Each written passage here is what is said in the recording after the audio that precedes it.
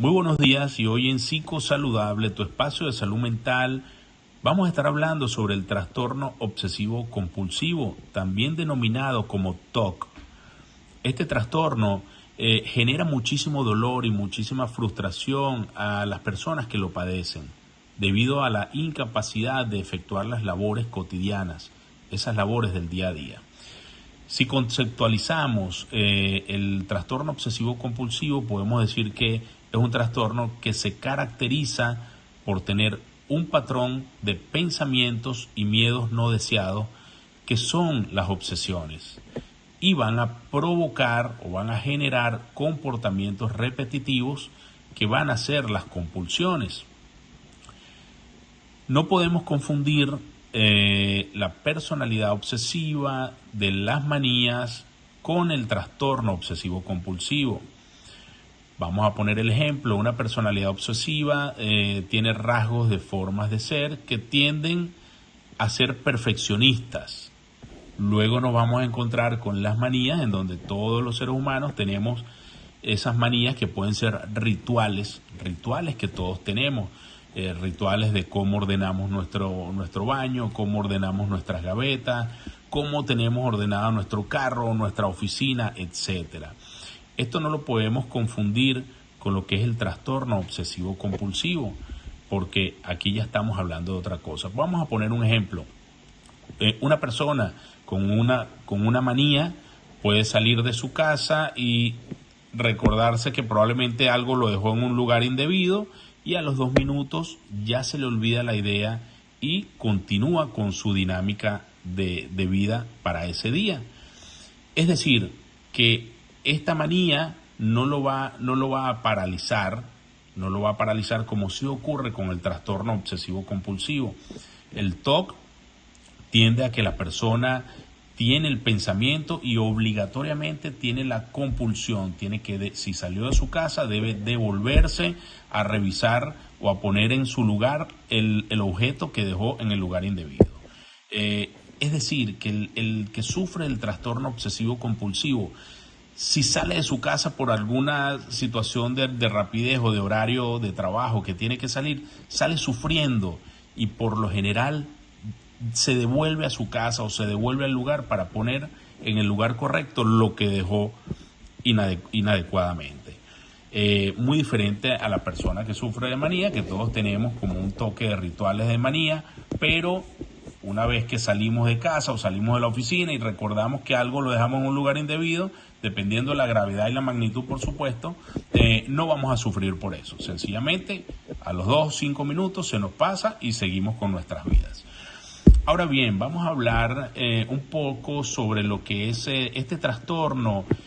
Vamos a definirlo también como un trastorno de ansiedad. Y cuando hablamos de un trastorno de ansiedad, muchas personas van a activar ese cortisol que se activa cuando estamos en presencia del miedo, en presencia del estrés, y esto muchas veces va a generar una sensación de trastorno de ansiedad generalizado, ¿okay? Con pensamientos desagradables, un estado de alerta y de miedo generalizado. ¿Qué es lo que se recomienda? En este caso, recomendamos, número 1, para el caso de los psicólogos o los médicos tratantes, hacer una buena historia con estos pacientes. Esta buena historia iría de la mano con lo que es el origen, si el origen de este trastorno es genético o viene con un origen familiar o de compulsión o de limpieza o de orden o de hipocondría. Es importante saber a través de la historia cuál sería el origen de este trastorno para las personas que lo padecen. Otro punto sería, muchas personas pueden pensar, este tipo de trastorno se hereda, ¿de dónde sale? ¿Cómo le surge a una persona un trastorno obsesivo compulsivo? Y vamos a explicarlo un poco. Vamos a explicar, esto es una enfermedad que puede darse de manera multifactorial, es decir, puede tener varios orígenes. Uno de ellos, el primero, pudiese ser un origen genético, un origen hereditario, en donde el hijo lo puede heredar de sus padres. Como número 2 vamos a tener los factores culturales, factores sociales y factores educativos. Estos factores van a influir en lo que es la conducta del ser humano, debido a que, dependiendo del entorno donde el ser humano se desenvuelva o haya crecido o se esté desenvolviendo, va a asumir o va a tomar muchos rasgos o va a ser ese modelado a seguir del entorno o, en el caso de la familia, de sus padres, que son sus modelos inmediatos.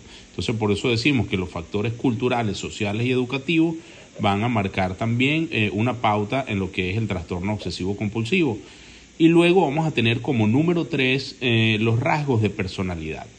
Es decir, personas con rasgos de personalidad obsesiva pueden dar lugar en situaciones extremas, por ejemplo, el COVID, en la pandemia que tuvimos, que nos azotó en el año 2020, 2021, muchas personas con rasgos de personalidad obsesiva desencadenaron trastornos obsesivos compulsivos. Entonces, el punto 3 trata de esto, de que dependiendo de los rasgos de personalidad que tenga esa persona, ese ser humano, pudiese con un evento fuerte, un evento importante, bien sea de salud o etcétera, o de cualquier lugar, pusimos el ejemplo del COVID, pudiese dar lugar a la aparición del trastorno obsesivo compulsivo como tal. Y ya para finalizar, vamos a hablar brevemente sobre las terapias que se pudiesen utilizar para llevar adelante y para manejar lo que es el TOC, el trastorno obsesivo compulsivo. Vamos a hablar de 3 básicamente. Vamos a comenzar hablando sobre la terapia cognitiva conductual, o lo que llamamos también como psicoeducación, que va a ser la primera forma de abordar al paciente, o una de las formas. Posteriormente vamos a tener la segunda, que sería combinar esa combinación de psicoterapia con psicofármacos, ¿okay? La psicoterapia, que es cómo vamos a cambiar la voz interior de este paciente, cómo vamos a cambiar esas ideas, esos pensamientos a través de la psicoterapia, pero en donde nos podemos apoyar, podemos hacer un acompañamiento también con los psicofármacos. Hoy en día hay medicamentos muy efectivos que ayudan a aliviar todos estos síntomas. En muchos casos los eliminan y la persona se desprende de todo lo que es el trastorno obsesivo compulsivo, y en otros casos los puede aliviar en altos porcentajes. Cuando hablamos de psicofármacos o de estos fármacos, estamos hablando de los IRS, que no son otros que los inhibidores de la recaptación de la serotonina.